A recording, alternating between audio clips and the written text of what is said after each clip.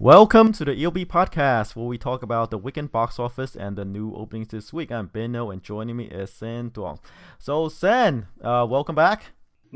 Okay, so last weekend we have, I believe, three kind of wide releases. Marshall being kind of exception with less than 1,000 theaters, but hey, they are Happy Death Day, which is a horror movie by Jason Blum and his Blumhouse, and then Jackie Chan, Pierce Brosnan action thriller, The Foreigner, and the biopic Marshall, story about Supreme Court Justice, the late Supreme Court Justice Thurgood Marshall.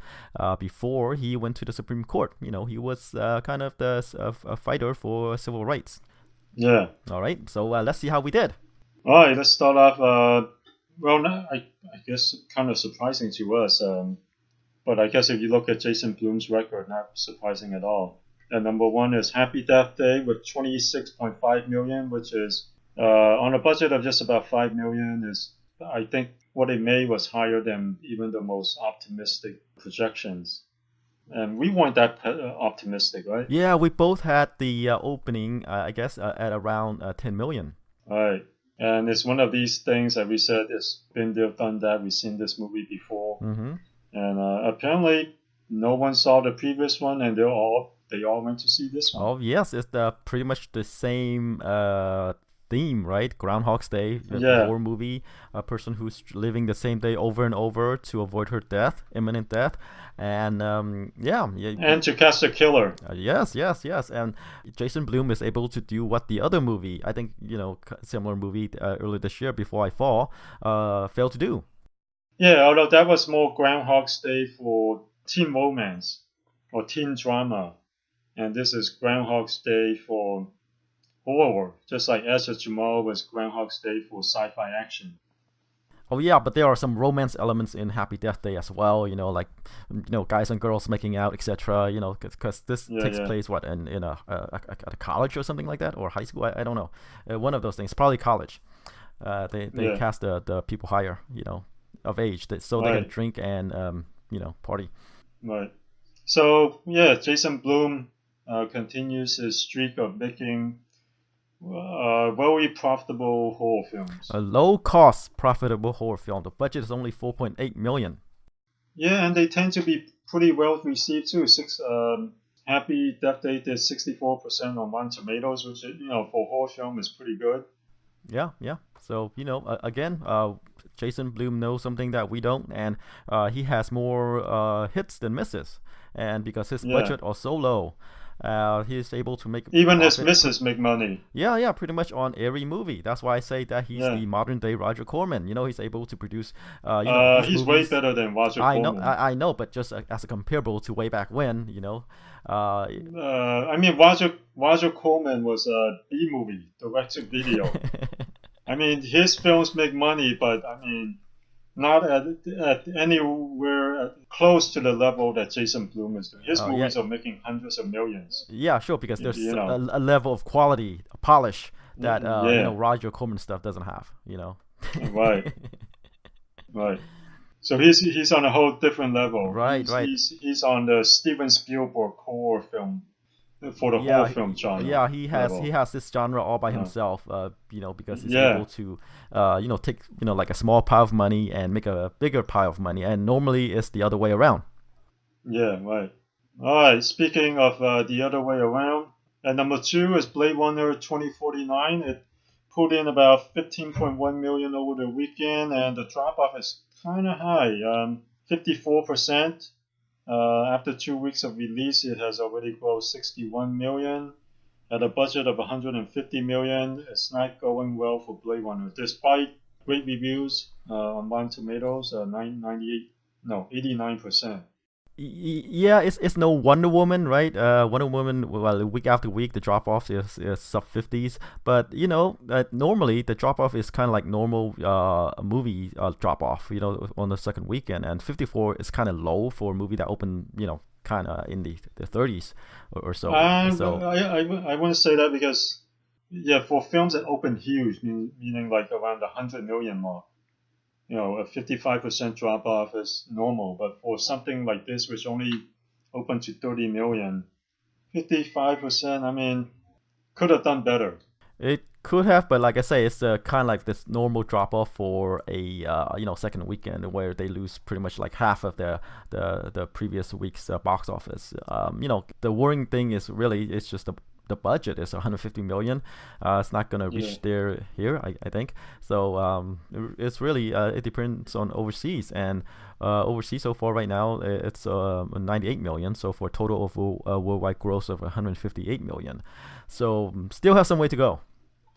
Yeah. At 150 million, hopefully they get a release in China, and maybe it can make up for it in China or in Japan or South Korea, the other big markets overseas. The overseas is promising so far, but they still have about 140 million to go before they break even. The good news for them is if they get there, they'll make a lot of money on Blu-ray, because these. It does have a cult following, and these people who really loves it, and when it comes out on DVD, they're gonna gobble it up. Right. I mean, the first movie was considered a cult classic, one of the best sci-fi movie ever, right? And the sequels appears to share the same fate, even though it opens to 30 million. I mean, hey, the budget's pretty high, and again, it doesn't seems like it's gonna. I don't know. Will they get another sequel out of this? Because it doesn't look promising so far.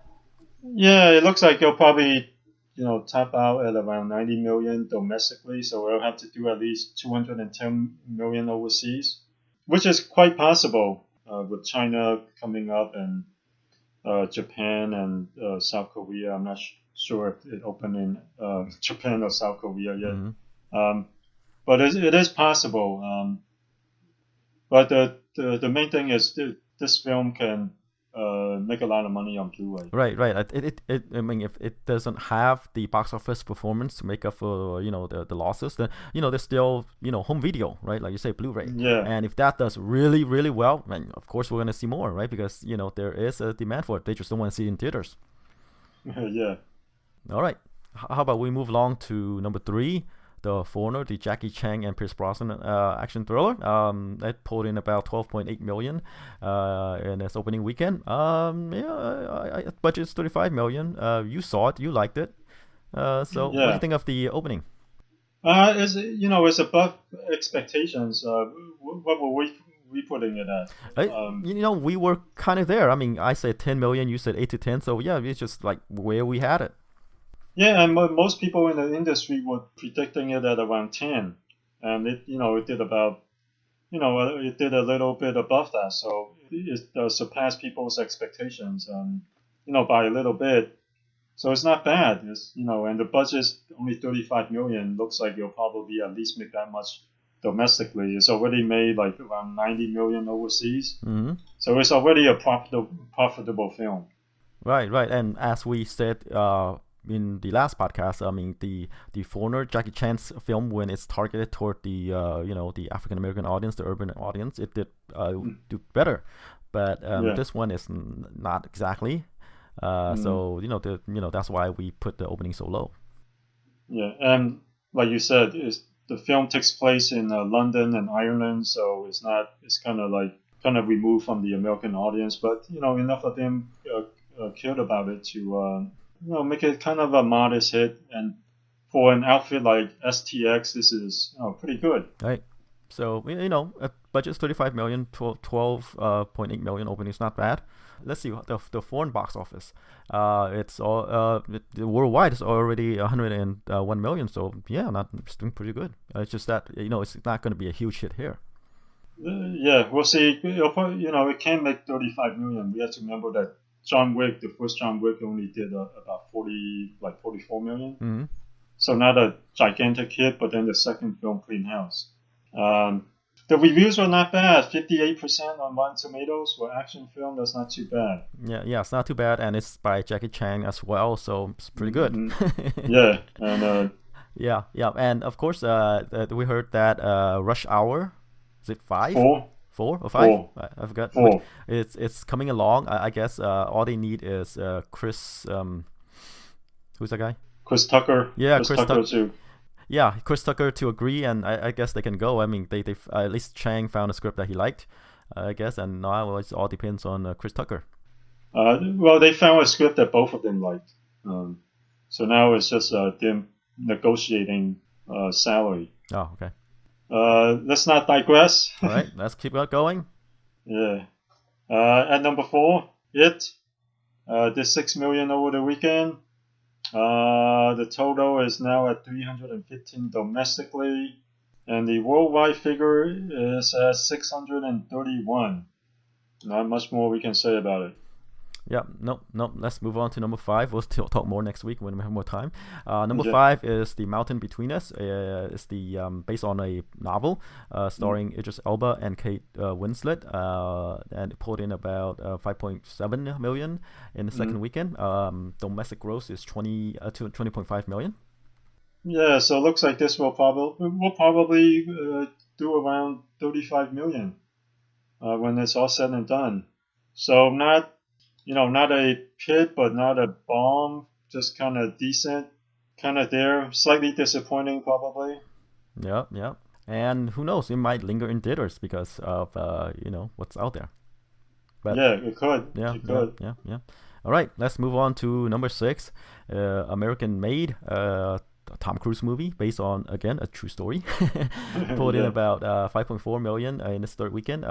Domestic gross is about 40.1 million. Budget is 50, and it's not doing as well as I guess the people had hoped. Universal and Tom Cruise had hoped. No, I think it. They only budgeted at 50 million, so and it looks like you'll probably eventually do a little bit more than that domestically. But overseas, worldwide, it's already did 112 million. That's more than double its budget. Mm-hmm. And it's not his bread and butter. Yeah. But looking at this movie, it is American made, right? Tom Cruise, homegrown star. Yeah. It's not doing as well as a Tom Cruise movie. It's not pulling in his numbers. But then again, this is a different Tom Cruise movie. Yeah, and slow review, 87% on Rotten Tomatoes. So, I mean, I think it's doing okay. Okay, not great, not bad. Okay, all right. No, we'll leave it at that. Yeah. Let's move on to number 7, Kingsman: The Golden Circle. It pulled in 5.3 million. Domestic gross so far is about 89.6 million. It's nearing budget, but still has way to go. Budget's 104 million. Worldwide, it's already at 287 million, so it's already a very profitable film. I think the first one did 400 million worldwide, but this one still has a ways to go, but it's already very profitable. It's already good enough for them to crank out another one. Yeah, get writers to work on the next script. Okay, number 8, the Lego Ninjago movie. It pulled in 4.3 million over the weekend. So far, domestic gross is about 51 million. Again, not doing as well as the other Lego movies in this brand. Right. The worldwide figure is at 97 million. I think the budget I saw floating around is around 70 million. So we'll probably eventually, break even. Mm-hmm. Especially on home video. Right. Again, the important thing is get people to know more about the Ninjago brand so they can buy the toys. Yeah. The blocks. Right. Let's move on to number 9, and it's not looking good for My Little Pony the movie. Yeah. In its second weekend, it dropped to the 9th spot. It only pulled in about 4 million, and it looks like, hey, whoever wants to see the My Little Pony movie already saw it in the first weekend, and then it's drop off from there. And domestic gross is only about 15.5 million. But it's made by Lionsgate, and it looked pretty cheap. Worldwide figure is 26 million, and they're probably going to make a profit on it. Yeah, probably the budget's about maybe 15 million as well. Who knows? Yeah. All right, let's round out the top 10 with Victoria and Abdul. Put in about 3.1 million. This is the movie starring Judi Dench. Judi Dench and Eddie Izzard. Directed by Stephen Frears, a very British movie. So, that's nothing more we can say about this. It's the drop off is only 25%, so it's gonna continue. They're gonna continue to expand it, and it's gonna probably continue to make a decent amount of money for them. The worldwide figure is at 40 million. So yeah, it's pretty good. I mean, our budget's probably quite low, and domestically, it's probably gonna again for these type of movies, it's probably gonna do around 35 or so million. So who knows? Yeah, maybe. I mean, maybe. I mean, it depends on it is on Judi Dench and not the other one person. You mean Helen Mirren? Yeah, Helen Mirren. Yeah, and Helen Mirren. You can expect a consistent number from her, but this is Judi Dench after all, and who knows? Her numbers might be lower. And okay, since we're rushing along, notable is the other new release is The Marshal, at number 11. It opened to about 3 million. It's about where we had it, I believe. We both did about 4 million, and yeah, it's pretty there, it's close because I think the theater count is lower than where we expected it to do. Right. It's only the budget is only 12 million, and at 3 million, it's not going to make that back, but on home video, they'll probably break even. All right, cool. All right, since we're about 10 minutes left, let's move on to the new releases. We have 4 new releases. They're dumping movies in theaters this weekend. All right. Just because. All right. So, okay, you lead us off. All right, let's start with Geostorm. Is the one with the widest release on 3,000 screens. It stars Gerard Butler in one of these disaster movies, natural disaster movies, like The Day After Tomorrow, like all those rolling image films. So this looks like one of those, 2000, was it 2012? Oh yeah, one of those. Yeah, so it looks like one of those, except this one, they created a machine that can create these natural disasters, and Gerard Butler is, and I guess some bad guys got a hold of this weapon, and Gerard Butler leads a team to try to stop it, and I think Daniel Wu is also in it. He has a small role, I think. Okay. At least there's Ed Harris and other actors and actresses in there. I think I saw Daniel Wu in the trailer. Okay, all right. Yeah, so basically they weaponize the weather because they can have satellites that can control the weather, and someone got a hold of the control codes and everything. The president is involved. If you can summarize this movie, it's pretty much the world has fallen, right? It's one of those fallen movies that Gerard Butler, okay, right. Story in, right? Okay, yeah. So what are you thinking? Disaster movie with Gerard Butler? Well, my thing about when a movie takes place in space, once you can't go anywhere and it has to go in space. Right. Yeah, That's why I'm saying world has fallen, the movie, and now it's taking him in space. Yeah, right. But right. But right. this is the okay. So you're saying this is the nail in the coffin for the natural disaster film? No. Take it to space. Yeah, I'm saying it has a theme that you could project on, but since this is not exactly World Has Fallen, I think it could probably do better. What are you thinking then? Let's see. Maybe about 15 to 20 million. Yeah, I'm kind of around there too. I'm more like 10 to 15. It looks really expensive, but the title is also Geostorm. Right. And how many natural disaster movies do we have to have?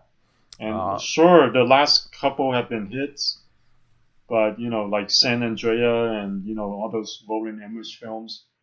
But I don't know. I mean, it looks expensive, looks exciting, but we've seen, because of all these Marvel heroes, mass destruction. We've already seen all this stuff before. Yeah. I mean, climate change is a hot topic right now, but I'm not sure if people want to watch a movie about it. Right? Yeah. So, like I said, 15 to 20 You'll go million. 15. I'll go on the lower end. I'll just go on 10. All right. Then let's leave it at that. And how about we move on to a Madea Halloween 2? It's a comedy horror movie with Tyler Perry playing various roles. This is a sequel. Yeah. The first one did pretty well. I think the first one did around 70 million, right? Total. Yeah, he did. It did amazingly well. Let's say opened to 28 million. It went on to make 73 million domestically. Oh, okay, yeah. So it's one of his higher grossing movies. Yeah, but do they want to see a second one? I It's Halloween, and it's pretty much the scary movies. I don't know. I'll go lower. Sequelitis. Although it is a second sequel, not the third and fourth. I'll go 25. 25. Well, I'm gonna. Yeah, I'll probably go with you there, 20 to 25, because it is Tyler Perry and his movie seems to have an audience. And and remember, this is one of his higher grossing ones, probably the second highest grossing Tyler Perry movie domestically. That's only below Tyler Perry. Madea Goes to Jail. Right. All right. Should we move on to Only the Brave? All right, Only the Brave. Another sort of natural disaster movie about firefighters, except these firefighters are fighting wildfires. Yeah, it's based on a true story about the Granite Mountain Hotshots, I guess a group of firefighters. And it's an old guy, being pushed out by the young. He's training a group of firefighters, but of course they encounter resistance from, these more modern firefighters. Yeah. And when disaster strikes, I guess his team was, able to, save the day, so to speak. Mm-hmm. The reviews are amazingly good. 12 reviews so far. 100% on Rotten Tomatoes. And, after watching the trailer, I mean, sure it has a lot of great actors in it. Like Josh Brolin, Miles Teller, Jeff Bridges, Jennifer Connelly. Holy moly. Yep. Okay, we gotta speed this along. We'll have 3 more minutes. I'm gonna go through the whole cast, man. All right. Yeah. Anyway, so surprisingly good reviews, but yeah, I'm not sure people want to go and watch a movie about firefighters. Maybe, especially right now with the fires in North America. Yeah, but happening around us. Yeah, nobody cares. It's only in California and some other areas. So. All right, man, kind of surprisingly great reviews though. But Josh Brolin can't open a movie. 8 million. 8 million. I'm gonna go with 5. Since this is a crowded weekend. I mean, Yeah, very crowded. They're opening everything here, so 5 million or maybe less. I think or so. But you say 8 million, so who knows? We could be right there as well. Okay, how about we move on to The Snowman. The Snowman. Yeah. A film about a serial killer. Yes. Starring a bunch of Academy Award winning or a bunch of good actors. Michael Fassbender, J.K. Simmons, and hey, Val Kilmer has a role in this. Oh, Charlotte Gainsbourg. Yeah. I saw the trailer, looks interesting, but the reviews so far are pretty bad on Rotten Tomatoes. 21%, 34 reviews. Not good. And Michael Fassbender is not a guy who can open movies, although he's a great actor. 5 million. Okay, I'm gonna go with 5 million there. This was originally Martin Scorsese was attached to direct, but that fell through. Now some other guys directing it, and I should say Michael Fassbender, not a guy who was able to pull in the crowd. And this is, I don't think it's one of those mainstream movies. At least that we think of. So 5 million, same as you. Okay, our final movie is same kind of different as me. It's a faith-based film. Starring Greg Kinnear, the Jumon, Honsu, Renee Zellweger, John Voight, a couple others. Those are good actors. Academy Award winning nominees and winners. Sure, but again, a Greg Kinnear, a faith-based film. He's found his niche, I guess. right now. Yeah, about help his family took in a homeless person and got surprising results, and everyone became happier. Their marriage was falling apart, and this puts them together and the whole community together. All right, Hansu plays a homeless guy, and Craig Kinnear's character got close to him, helps him out, and at the same time he helps himself and repairs his marriage. So there's all that, all feel good. So what do you think? Give a number. These faith-based films are tough No review so far. I don't know. I'll go with 5. Oh, 5. Oh, okay, so let's get there as well because I would probably say 5 to 10. Who knows? Since it is a different crowd, so I'll go with you 5 as well. So because hey, like I say, crowded theaters, but again, it could go as high as 10. Yeah, so I guess we'll see which will win this weekend. I think it's between Tyler Perry's Boo 2 or Geostorm, but you and I are thinking it's going to be Tyler Perry's Boo 2. It's very possible. It's very possible. Yeah. All right, since you had to leave, so let's leave it at that. I'll come back next week and see how we did. Yeah. All right. See you guys.